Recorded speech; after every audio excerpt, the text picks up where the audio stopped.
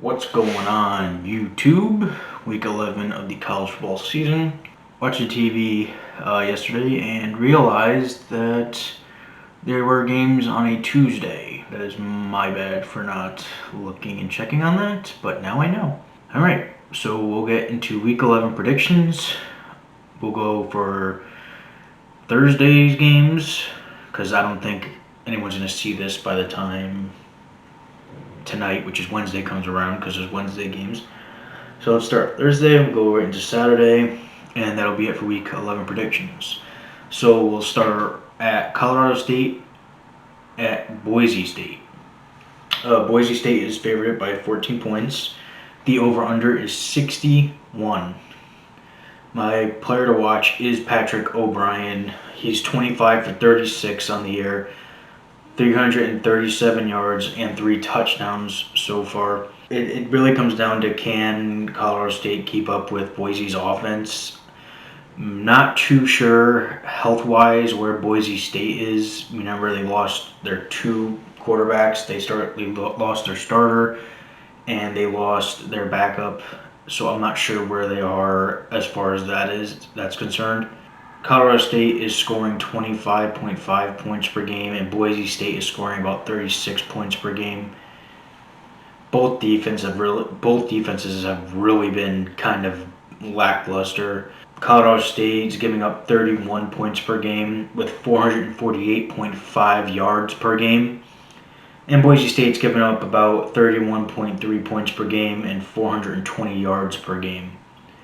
So it's going to come down to which offense or maybe even which defense can make a few more plays. I don't really think they have one impressive win this year. Other than that, it's kind of been in down year. Boise State, though, has a lot of injuries, so I don't know how this game can really turn out. I think it's going to be closer because of the circumstances than I would have originally projected, or what the spread might be or is. So I'm going to go with Boise State wins 33-27. Next game is Florida Atlantic at Florida International. This is on Friday. The spread is Florida Atlantic by 9. The over-under is 41.5. And my player to watch is Florida International quarterback Stone Norton. He's 17 of 32, 207 yards, and 3 touchdowns on the year. So he's managing the games fairly well. Florida Atlantic's defense will definitely be the issue for Florida International in this one. So Stone Norton, my player to watch, has to keep his offense on track and keep them scoring points. If this goes to a defensive battle, Florida International ain't going to win it. Positive note for Florida International is Florida Atlantic only scores 16 points per game. So if it turns into a shootout, maybe if Florida International can put up more than like 20 points in this game, I'd like their chances to keep this close and maybe potentially win this one. But I don't know if that's going to be possible for them. Florida Atlantic rely on Malcolm Davidson, their running back. Florida International gives them 213.3 rush yards per game, so that's a key in this one. Go to your running game. I think Florida Atlantic does win a relatively close but low scoring game, 17-6. Next game is East Carolina at number 7 Cincinnati, which is also Friday night. I saw a notification on my TV last night that this game was canceled, but when I just looked, it didn't say canceled or postponed.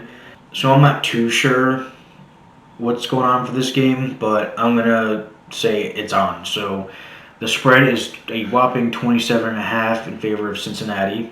The over-under is 56.5. And my player to watch is running back for Cincinnati, Jared Dokes.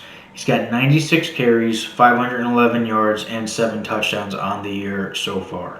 East Carolina, they give up 217.5 rush yards a game, which is very, very, very dangerous when Jared Dokes and Desmond Ridder are on the other side of that. And Desmond Ridder has been running the ball like crazy, and they just adding to their running game. So this can get out of hand fairly quickly, which I think it does, and I think Cincinnati wins 48-7.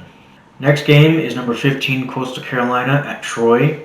The spread is -11 for Coastal.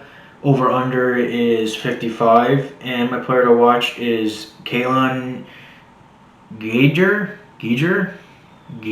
Not sorry, I should have looked that up. But Troy wide receiver. He's got 41 receptions, 523 yards, and a touchdown. Troy is definitely going to need to hit some big plays. They hit some big plays last week against Georgia Southern. They're going to need to do that again to stay in this game. Coastal Carolina does a good job of controlling the ball, running the ball, and whatnot. And Coastal Carolina, just keep doing what you're doing. And I'm not too sure if Gunnar Watson is back for Troy, so I'm not sure where they are with that. But I think Coastal Carolina picks up the win 27-17. Next game is Middle Tennessee State at number 16 Marshall. The spread is minus 23.5 in favoring Marshall, obviously. The over-under is 57. My player to watch is anyone else other than Asher O'Hara on the Middle Tennessee State offense that can do anything. Because he's their leading passer, he's the leading rusher. It seems like he's the only one that puts up any kind of numbers. So, kind of feel bad for him, but anyone else that can just maybe step up for one game to maybe pull up a close game or maybe even an upset. It sounds ridiculous saying that. But this game really shouldn't be close. I mean, I'm fully expecting Grant Wells and Brendan Knox to rack up points and yards. Middle Tennessee State defense gives up 37.1 points per game, and they give up 443.1 yards per game. I'm not expecting much from Middle Tennessee State. I think Marshall's winning 45-6. Next game is Army at Tulane. Tulane is favored by 5.5. The over-under is 47. My player to watch is Michael Pratt, quarterback for Tulane. He's 80 for 152, 1,111 yards, 12 touchdowns, 4 interceptions. Which Tulane team will show up here? That's a big question. I'm not too sure who we'll be getting because, we've seen the Tulane that's played impressive games. We've seen the Tulane that gave up a 24-point lead to Navy. A bad Navy team, I might add. So, which one are we going to get? For Army, this game is very important. This game is very, very important. Shut everyone up about the schedule. Everyone that plays Army wants to talk about their schedule, which is fair because it's really weak. They had BYU cancel on them. They had Air Force cancel on them. And they had one shot at Cincinnati, a top 5 defense, top 10 defense, and a very good team, and they lost that game. So they haven't had much of an opportunity to prove who they really are. So I understand why Army is not favored in this one. I understand why Tulane is favored. They definitely had more difficult matchups. I'm not going to hide from that, but I do think when it comes time for people talking about Army's schedule, once they play Army, to either blow them out or shut up, if you will, because I've seen it in the past where everyone talks about Army's schedule, but then that team goes to play them and Army either beats them or it's a really close game. So at what point, what does the previous schedule matter? Anyways, I just wanted a quick rant there. For Army, bring the heat, stop the run like they're good at doing, and make Michael Pratt make plays. The young quarterback, make him make plays. That's all. Make him win the game for Tulane. Don't let it be their running game as a whole. As I mentioned before, Tulane probably shouldn't give up another 24-point lead like they did against a horrible Navy team. I shouldn't say horrible. They're not. I mean, they're horrible, but it's a weird horrible. I'm getting way off track here. Army, don't make mental mistakes.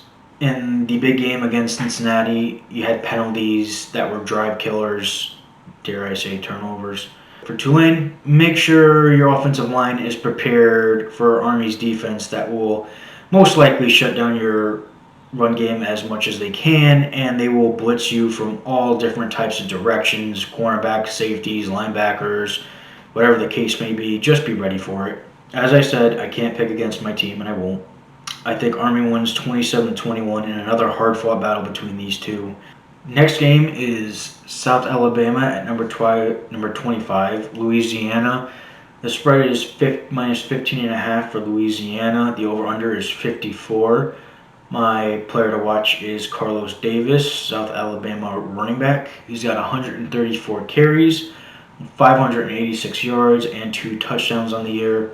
Louisiana gives up 194.7 yards rushing and 187.1 in the air. So that 194.7 number is key for me. That's why Carlos Davis is my player to watch. So if there is a weakness on this defense, it's obviously in the run game. So figure out a way to get that run game going. Create play action opportunities for your team. And for Louisiana, avoid penalties. That was funky in last week's game against Arkansas State, so avoid penalties. And then if you're South Alabama, do your best to contain Levi Lewis. I don't know if they can. I think Louisiana does pick up a victory 24-17. Next game is Georgia State at Appalachian State. Appalachian State is favored by 16. The over-under is 64. And my player to watch is Sam Pickney, Georgia State wide receiver, 25 receptions, 377 yards, and 5 touchdowns on the year. Georgia State definitely needs to hit the big plays. Definitely will need to hit the big plays. I don't know how many scoring drives Georgia State can put on Appalachian State's defense, who is only giving up 17.5 points per game, 190.8 passing yards a game, and 138 rushing yards per game. So I'm not too sure how many drives Georgia State can put together against this defense. I think Appalachian State wins 35-20. Next game is Fresno State at Utah State. The spread is -10 in favor of Fresno State. The over-under is 55.5. And my player to watch is Jason Shelley, Utah State quarterback. 42 out of 75, 276 yards, 2 touchdowns, 2 interceptions. Jason Shelley needs to find a rhythm, come up with some kind of offense.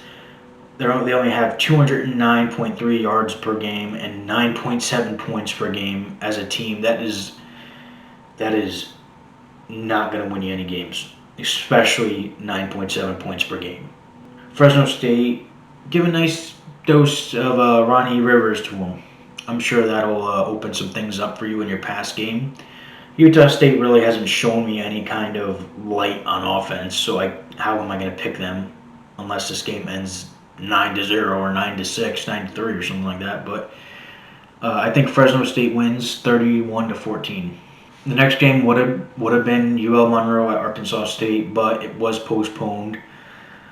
I think I saw it was postponed to December 12th. Not sure. Either way, that game is inevitable loss for ULM. Again with the unnecessary shots, but it is what it is. Moving on, USF at Houston. The spread is -14.5 for Houston. The over-under is 58.5. And my player to watch is backup quarterback. I guess he would be a backup. Noah Johnson, USF quarterback. He really played well last week. He is a senior, I believe. Yeah, I don't know how much he's played in the past. But he played really well last week. He didn't turn the ball over, and that's more than any other of the quarterbacks USF has played this year can say. Houston's defense isn't the greatest. 35.4 points per game, 450.4 yards per game, so they're really not the best. So I think USF might be able to take advantage of that if Noah Johnson is playing and plays like last week, doesn't turn the ball over, takes care of the ball. Definitely expecting a big game from Clayton Tune, Houston quarterback. I just don't see how USF gets out of this one. I think Houston wins 30-20. Next game is North Texas at UAB. The spread is -14 favoring UAB. The over-under is 65. My player to watch is Bryson Lucero, UAB quarterback. 79 out of 146, 969 yards, 7 touchdowns, 8 interceptions. Bryson, stop turning the ball over. Sheesh. I know the last game they played actually ended on a fumble from Spencer Brown, but still, 8 interceptions, way too much. Get on track. Use this opportunity against a very bad defense who is allowing 44.2 points per game and 549.4 yards per game. Take advantage of that. kind of get on track versus this bad defense. Find a rhythm, find something that works. North Texas just sell out on stopping UAB's run game, Spencer Brown and whoever else it may be, and make Bryson Lucero, put pressure on Lucero to have to force some passes, force some more interceptions. That might be a good key for North Texas. I fully expect Spencer Brown and the running backs to have a good day today, Saturday. My prediction is UAB wins 48-42. Next game is Southern Mississippi at Western Kentucky. The spread is minus 5.5 for Western Kentucky. The over/under is 48.5. My player to watch is Tyrell Pigrome. He was 103 out of 182, 901 yards, and 8 touchdowns. No interceptions. Southern Miss, as we know, has a horrid defense. Gives up nearly 40 points a game. I think the exact number is 38.8 or something like that. 440.4 yards per game. But Southern Miss's offense is capable. They are capable of putting some numbers up and winning games. But I'm not sure if it'll be enough. Tyrell Pigrome has been very valuable to his team this year. No interceptions, like I said before. So can he keep that streak going? Western Kentucky's offense only scores 15.3 points per game. That's huge because, like I said, I think Southern Miss's offense is capable, but we'll have to see. For Western Kentucky, they almost got double that number. 15.3 turning into 30, 28, 30 points, especially versus this defense. If you can't put up 30 points against this defense, probably shouldn't be playing. My prediction is Western Kentucky will step it up on offense, and they will win 31-20. Next game is Rice at Louisiana Tech. Louisiana Tech is favored by 1 point. The over-under is 49.5. My player to watch is Rice quarterback Mike Collins, 30 out of 52, 475 yards, 8 touchdowns, 1 interception. I have really liked what I've seen from Mike Collins. He's put his team in position to win both games, but they didn't. Obviously, they're 1-1. But I like what I've seen from him this year so far. Louisiana Tech has been pretty poor on defense, 30-plus points per game, 420.7 yards per game. I think Rice wins this one 27-24. Next game is Texas State at Georgia Southern. The spread is minus 10.5 for Georgia Southern. The over-under is 51. My player to watch is Marcel Barbie, Texas State wide receiver. 27 catches on the year, 393 yards, and 8 touchdowns. Last week versus Troy, Georgia Southern gave up a lot of big plays, and that's really what helped Troy stay in the game. So I'm expecting big plays to maybe kind of help Texas State in this game. So McBride and Marcel Barbie, they need to connect downfield in this game multiple times. On the bright side for Georgia Southern, they did not play with 2 of their best backs last week, and they still won. So that's impressive. So I think Georgia Southern wins 27-17. Next game is Hawaii at San Diego State. The spread is minus 11 for San Diego State. The over-under is 53, and my player to watch is the Bells. San Diego State running backs combined, they have 90 carries, 533 yards, and 6 touchdowns on the year. San Diego State in last week's loss to San Jose State, they didn't have the run game going. They only ran for 101 yards after averaging like 300 and something yards rushing. The run game really makes their offense. So establish the run early.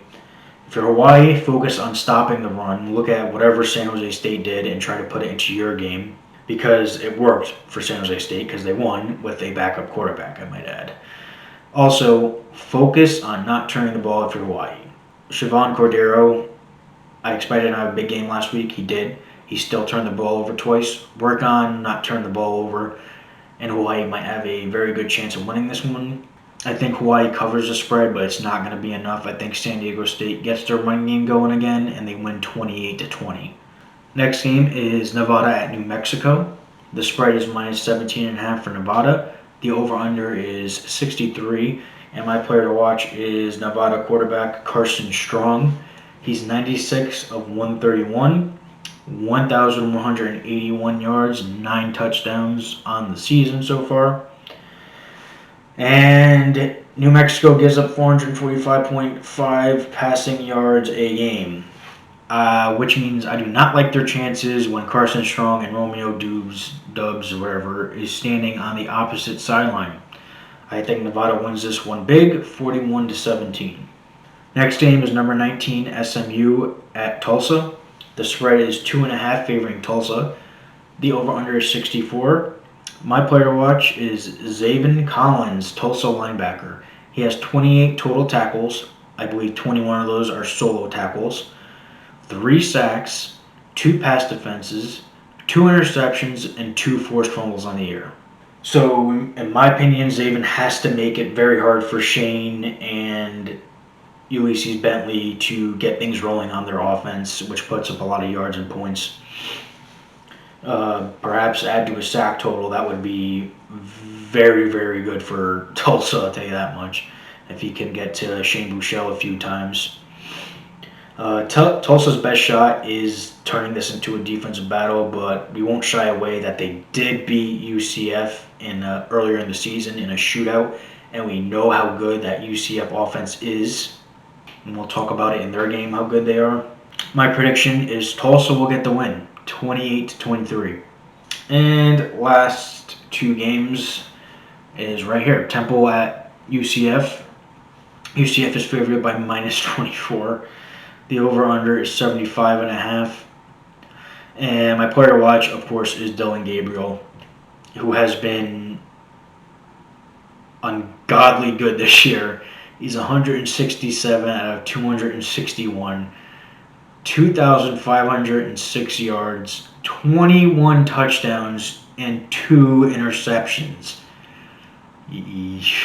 Wow.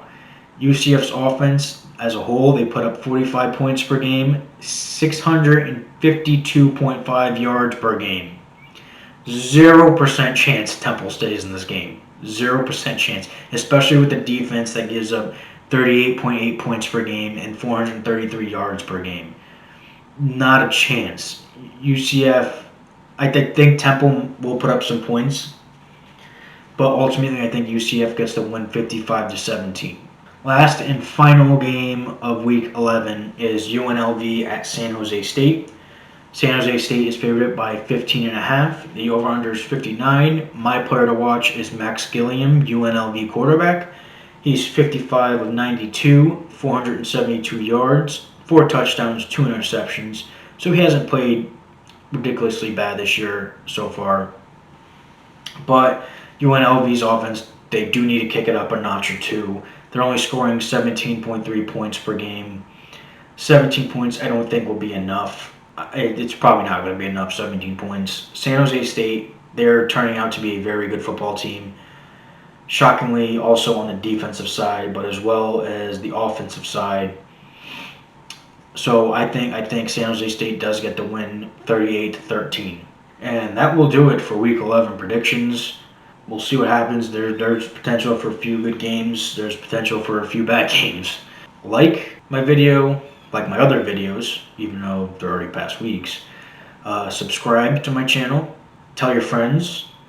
And leave comments below on what you guys think could happen here. Whether you agree, disagree on games, have any thoughts, cool stats, or cool little notes. And let me know.